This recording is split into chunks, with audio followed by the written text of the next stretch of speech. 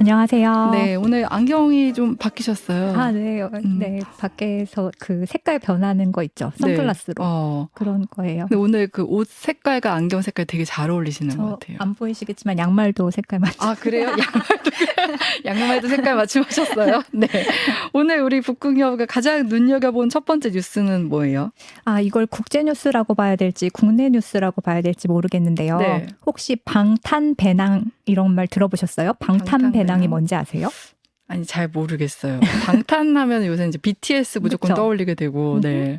이게 방탄배낭 매 봤니? 이 말이 북한의 10대와 20대가 암암리에 쓰는 암호 같은 그래요? 은어 같은 말인데요. 오. BTS 음악 들어본 적 있어? 어머, 이 말을 진짜요? 방탄배낭 매 봤니?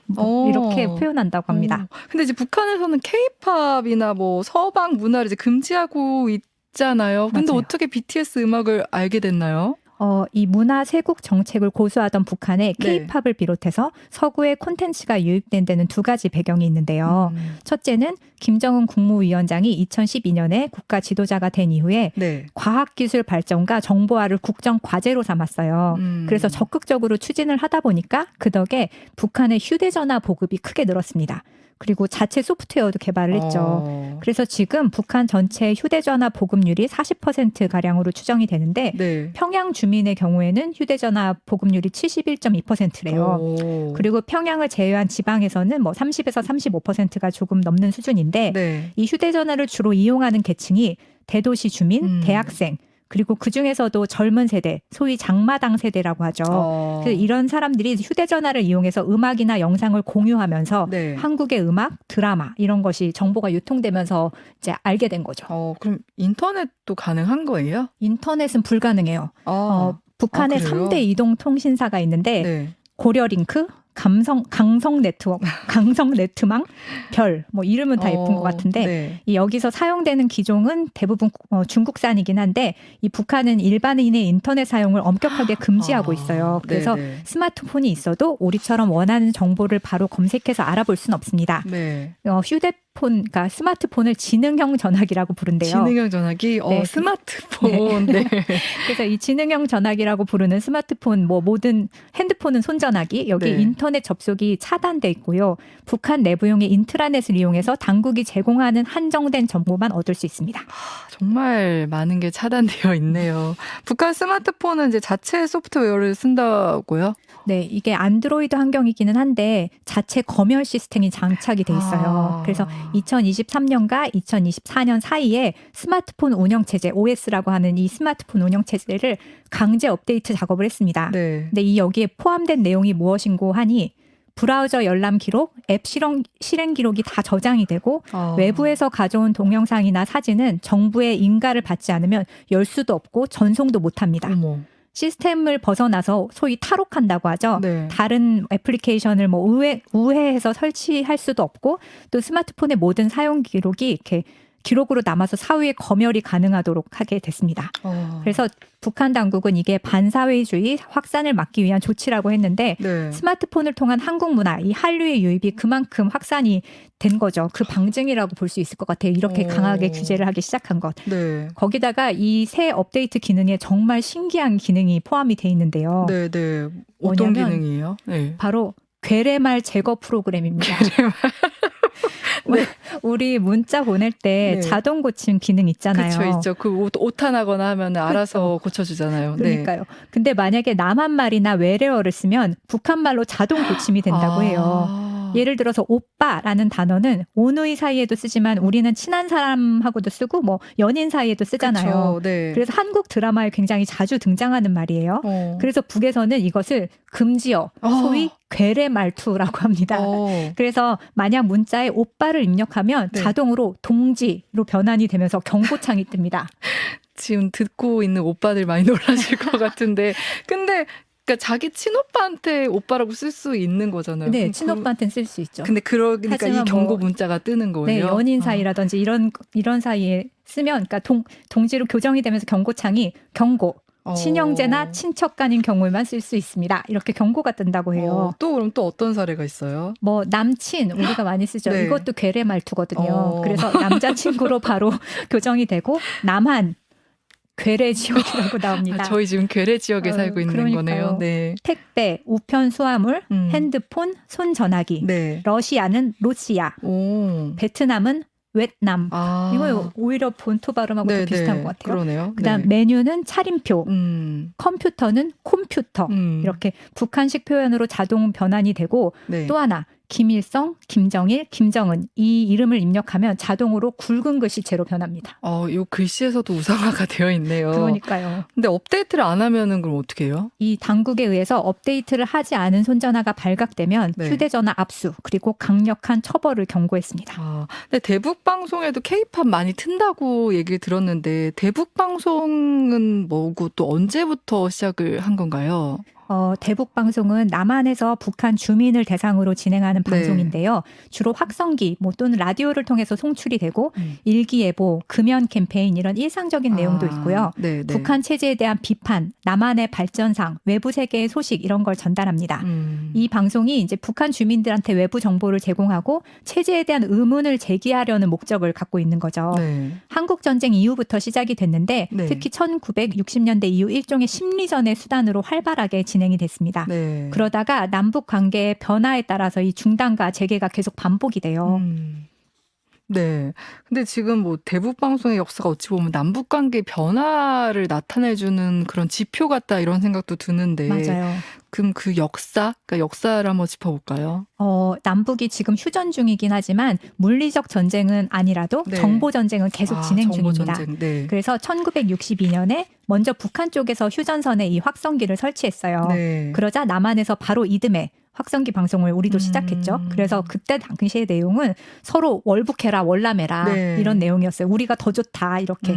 그러다가 1972년에 남북이 분단 이후 처음으로 상호 비방하지 말자, 무력 도발 금지하자 이런 7.4 남북 공동 성명을 채택하면서 네. 확성기 방송도 중단이 됐습니다. 어떻게 보면 남북 관계가 좀 좋아지면 확성기 방송이 중단이 되는 거네요. 맞아요. 네. 1980년대 들어와서 아웅산 폭탄 테러 사건 등으로 군사적 긴장이 고조되면서 이때 다시 확성기 방송이 시작됐고요. 네. 이때부터 양측은 대형 전광판도 설치하고 전단도 뿌리고 이렇게 본격적인 심리전에 들어갑니다. 네. 그러다가 이제 2000년 김대중, 김정일 두 지도자의 첫 남북 정상회담을 계기로 이제 2004년 확성기 방송을 중단하자 이제 합의를 한 거잖아요. 맞아요. 네. 그러다가 6년 뒤 2010년 이때는 이명박 정권 시기죠. 천안함 침몰 사건을 계기로 남측은 다시 확성기를 가동해서 네. 북의 대북 라디오 방송을 틀었다가 보름 만에 다시 합의를 해서 중단했습니다. 그리고 2016년 1월 이때는 박근혜 대통령 재임식입니다. 네. 북한이 핵실험을 감행했고 그 직후에 대북 확성기 다시 가동했습니다. 네. 그리고 2년 3개월 만이 2018년 4월 문재인, 김정은 두 지도자의 남북 정상회담을 계기로 대북 확성기가 철거가 됐습니다. 그러다가 6년 만인 지난해 2024년 7월에 북한의 오물풍선에 맞대응하기 네. 위해서 대북 방송이 재개됐고 지금도 이어지고 있습니다. 그 대북 방송을 하면 주로 뭐 어떤 노래들을 트나요? 어떤 노래 좋아하세요? 저 뭐 희망적인 노래들 많이 나갈 것 같지 않을까 맞아요. 싶은데. 예. 그 노래도 틀지만 뉴스도 틀고 아. 한국의 발전상 뭐 우리 핸드폰이 뭐 세계 점유율이 몇이다 뭐 이런 거 있잖아요. 네네. 나만 좋다 이런 내용도 틀고 이렇게 정보를 전하는데 우회적으로 한국의 자유로운 분위기를 드러내는 노래를 주로 선곡을 한대요. 네네. 그리고 약간 감성적인 거, 공감을 얻을 수 있는 곡을 많이 트는데 네. 최근에 어떤 곡을 틀었는지 찾아보니까 BTS의 내 방을 여행하는 법, 다이너마이트, 트와이스의 알콜 프리, 그리고 과거에 그 2018년 평양 음악 공연에 참가했던 가수들 있잖아요. 네. 이런 사람들은 북에 좀 알려져 있으니까 레드벨벳, 그다음 백지영 이런 가수들의 곡을 많이 틀었고 네. 또 빅뱅의 뱅뱅뱅, 이해란의 백세 인생, 노사연의 만남 이게 올타임 레전드라고 합니다. 그리고 소녀시대의 소원을 말해봐 이것도 그렇고 거북이의 비행기. 들국화의 세계로 가는 기차. 그러니까 뭔가 북한 사람들한테 느끼게 해주려는 곡을 많이 뽑고 전 이거 재밌었는데 박미경의 넌 그렇게 살지 마. 그리고 임창정의 문을 여시오. 문을 여시오. 문을 열라고요. 근데 이게 저는 이제 최근에 유튜브 이렇게 영상 같은 거 보면 예전에 뭐 2000년대 그 항상 그 화해 무드가 있을 때 그때 우리 그 가수들이 공연하는 걸 보는데 이걸 보고 이 관중석에 있던 분들이 어떤 표정을 지어야 될지 난감해하는 걸 막 무표정으로 네, 속으로 어떤 생각을 하나 궁금했는데 근데 이제 이렇게 자유로운 분위기가 전해지고 하면은 심리전인 거잖아요. 맞아요. 어떤 영향을 줄까요? 이게 확성기를 수십 대를 뭐 40대 뭐 이렇게 깐다고 하더라고요. 그래서 낮에는 10km, 그다음 밤에는 30km까지 전달이 된대요. 네. 그래서 이걸 막으려고 북한 측에서도 이제 계속 시끄럽게 트는 거예요. 소리가 묻히게 하려고. 네. 근데 라디오로도 송출을 하기 때문에 네. 전파를 잡으면 들을 수 있는 거죠. 그래서 탈북 주민 인터뷰를 보면 특히 젊은 층에서 K-드라마, K-팝을 보면서 탈출을 결심했다. 이런 사람들이 요즘 인터뷰에 굉장히 많이 나오더라고요. 근데 이제 K-팝은 라디오나 대북 방송을 듣는다 그래도 K-드라마는 어떻게 봐요? 아까 장마당 세대 말씀드렸죠. 네. 스마트폰하고 태블릿 PC가 등장을 하면서 북한의 젊은 세대들이 USB와 SD카드에 음악을 저장해서 스마트폰으로 음악을 듣기 시작했는데 이게 중국의 접경 지역이 있잖아요. 여기를 통해서 이게 유통이 된다고 해요. 그래서 어떤 뭐 NGO에서 일부러 이거를 막 뿌리기도 하고 또 과일 상자 뭐 이런 데다 숨겨가지고 돈을 주고 사기도 하고 그래서 이렇게 거래가 되고 밀수도 이루어지고 그리고 민간 단체에서 USB와 SD 카드를 담은 풍선을 북으로 날리기도 합니다. 탈북민들은 뭐 한국 콘텐츠 중에 어떤 것들을 좀 인상적으로 봤다고 하나요? 보면은 드라마 같은 거를 최근에는 그거 폭삭 소가수다 이거를 보내고 있다고 하고 그전에는 또 뭐죠? 그 북한에 떨어진 손예진 나오고 그 드라마 있었죠? 불시착. 사랑의 불시착. 네. 그것도 인기가 많았다고 하고요. 그래서 한 탈북 여대생이 과거에 어떤 매체하고 인터뷰를 하면서 드라마를 보니까 한국은 자유롭고 인간적인 곳이라는 생각이 들더라. 처음엔 그냥 좋다, 재밌다 이랬는데 나중에는 왜 난 저렇게 살 수 없지? 내가 사는 이 체제는 뭐가 잘못됐을까? 이런 의문이 생겼다. 가족끼리 외식하고 차를 타고 여행 가고 이런 장면이 너무 충격적이었다. 그리고 예능 프로그램에서 사람들이 웃고 자유롭게 말하는 장면이 인상적이었고 내가 사는 세상은 왜 이렇지 못하지? 하는 생각이 들어서 이런 의문 때문에 탈북을 결심하게 됐다. 이렇게 얘기하더라고요. 그러니까 우리가 당연하다고 생각하는 일상이 누군가에게는 되게 꿈 같은 거고 그런 거잖아요. 목숨을 걸고 탈출하고 싶은 만큼. 그러니까 결국 이런 이제 심리적 동요나 변화가 탈북을 결심하게 만든 큰 이유 중 하나라고 보이는데 북한 당국이 K-팝에 대해 강하게 제재하는 이유를 좀 알 것 같아요. 네, 북한은 남한 드라마나 노래를 이른바 퇴폐적 문화, 비사회주의 문화 이렇게 규정을 했어요. 그래서 2015년에는 형법을 개정해서 남한 콘텐츠를 보거나 듣기만 해도 엄벌에 처하고 김정은 위원장의 말을 빌면 비사회주의 현상을 경계해라, 섬멸하자 뭐 이렇게 선언을 했더라고요. 섬멸. 네. 그래서 남한의 콘텐츠가 암암리에 이렇게 계속 퍼지니까 2020년에는 반동사상 문화 배격법, 2021년에는 청년 교양 보장법, 2023년에는 평양 문화어 보호법 이런 것을 제정을 해서 K-드라마나 음악을 소지하거나 유포하면 최고 사형까지 가능하다고 명시를 했습니다. 어떻게 문화적인 이런 제재가 그러니까 문화적인 게 영향을 그러니까 무력보다 문화가 끼칠 수 있는 영향이 더 크다 보니까 이런 거 아닌가 이런 생각도 드는데 트럼프가 근데 이 대북 방송에 영향을 미쳤다는 얘기는 뭐래요? 트럼프 행정부가 이 정부 효율화 이런 거를 하면서 수많은 부처의 예산을 삭감했잖아요. 지난 3월에 트럼프가 미국의 국제방송처에 대해서 법률이 요구하는 최소한의 인력과 기능만을 유지하도록 해라 이렇게 명시한 행정명령을 발령했는데 이로 인해서 이 미국의 소리라고 하는 보이스 오브 아메리카 그다음에 자유아시아 방송 라디오 프리 아시아 여기에 대한 미국 정부의 재정 지원이 전격 중단이 됐습니다. 여기가 바로 대북 방송을 하는 민간 단체 아니면 미국 정부의 그 지원을 받는 단체들이었거든요. 그래서 트럼프가 의도를 했든 아니든 김정은으로서는 반가운 소식이죠.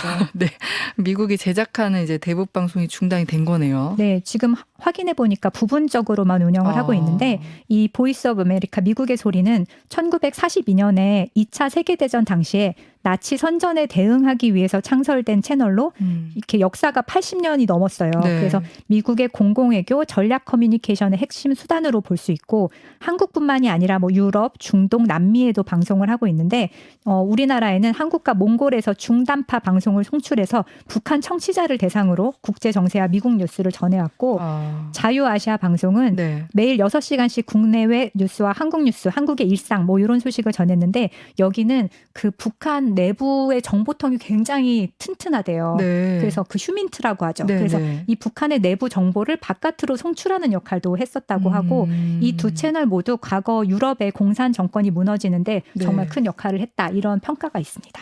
단순히 라디오 방송국이 아니라 더 좀 되게 큰 영향을 미쳤던 좀 영향력이 있었다 이런 생각이 드는데 근데 미국 입장에서도 이게 수십 년간 쌓아온 역사이자 성과인데 이렇게 쉽게 내치는 이유는 뭘까요? 이 미국의 국제방송처는 트럼프하고 트럼프 지지자들한테 굉장히 껄끄러운 존재였어요. 왜냐? 트럼프에 대해서 비판적이거든요.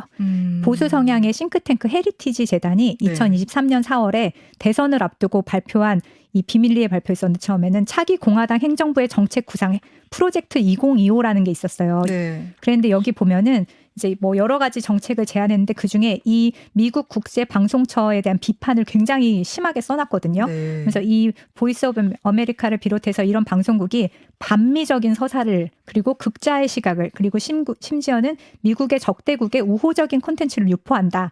이렇게 주장을 해와서 이번에 3월 15일에 백악관에서 예산을 삭감하면서 발표했을 때도 이 내용이 그대로 들어있었습니다. 아이고, 네. 그래서 정부 예산 효율화 또 반트럼프의 언론 예산 삭감 그리고 여기에 하나 더 의미를 부여하자면 이 미국의 소리를 폐쇄한다는 건 미국이 더 이상 이제 세계의 경찰 아니다. 민주주의의 수호자 아니다. 우리는 우리 길만 가겠다. 세계의 네. 일은 신경 안 쓰겠다. 이런 그러네요. 선언 같은 그런 신호 상징이라고 볼 수 있겠죠. 그러네요. 근데 이제 새 정부가 들어서면 어떻게 보면 중요한 정책 중에 하나가 대북 정책인데 어떤 정책을 펴게 될지 좀 봐야 될 것 같고요. 또 네. 다음 소식은 뭐가 있을까요? 4월 2일이 무슨 날인 줄 아세요? 아니요. 4월 2일이요. 만우절 다음 날 정도로. 만우절 다음 네. 날이죠. 트럼프 대통령이 전 세계 뭐 거의 모든 나라에 대해서 10%의 관세를 매기고 네. 그중에 한국을 포함해서 미국이 무역 적자국인 나라에는 57개국에는 추가 관세를 부과하겠다고 선포한 날. 트럼프의 말로는 해방의 날, 미국 네. 해방의 날이었습니다. 근데 사실 관세 높이면 이제 수입해서 들어오는 외국 물건이 비싸지니까 자국 제품을 더 사게 될 거다. 미국 제품을 더 사게 될 거다. 그리고 또 외국 기업은 미국에 물건 팔기 어려워지니까 이제 미국 경제에 유리할 텐데. 근데 미국 기업들이 왜 트럼프를 상대로 소송을 냈다는 거예요? 이 미국 기업들이 대통령이 의회 승인 없이 이렇게 관세 올리는 거 위법이다. 이렇게 소송을 제기했는데 네. 말씀하신 것처럼 관세가 오르면 국내 제조기업한테는 도움이 되지만 네. 해외에서 물건을 수입해서 파는 회사한테는 굉장히 큰 손해죠. 네. 관세가 오르니까. 그래서 이 회사들은 관세가 오르면 물건값이 올라서 장사가 안 되고 이런 상황이 계속되면 미국하고 그 해당 국가하고 거래가 끊겨서 막대한 손해를 볼 수 있기 때문입니다. 네. 그래서 이 소송을 제기한 기업들을 살펴보면 네. 주류 수입 업체, 그다음에 그다음에 부품을 수입해서 제품을 만드는 악기 제조사 뭐 이런 중소기업이 많더라고요. 네. 무려 13개 주에서 비슷한 소송이 제기됐습니다. 그러니까 예전처럼 이렇게 무역이 단순하지가 않고 뭔가 공급망이 다 복잡하게 얽혀 있다 보니까 수입 물품 가격 오른다고 뭐 수입품 소비 줄인다 요새는 그런 것 같진 않아요. 맞아요. 네. 그렇다 보니까 이제 이런 반발이 있는 것 같은데 그 판결은 어떻게 났어요? 5월 28일에 연방국제통상법원은 트럼프 대통령의 상호 관세는 대통령 권한을 넘은 것이고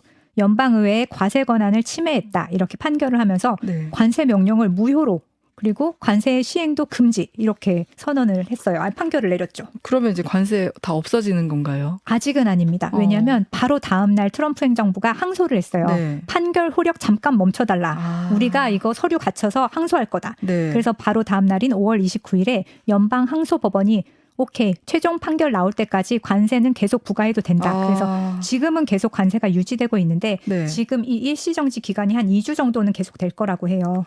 우리나라 입장에서는 좋았다 말았다. 그쵸. 네, 하루 만에. 근데 과세 권한이 연방의회에 있는데 트럼프 대통령이 어떻게 관세를 부과하는 거예요?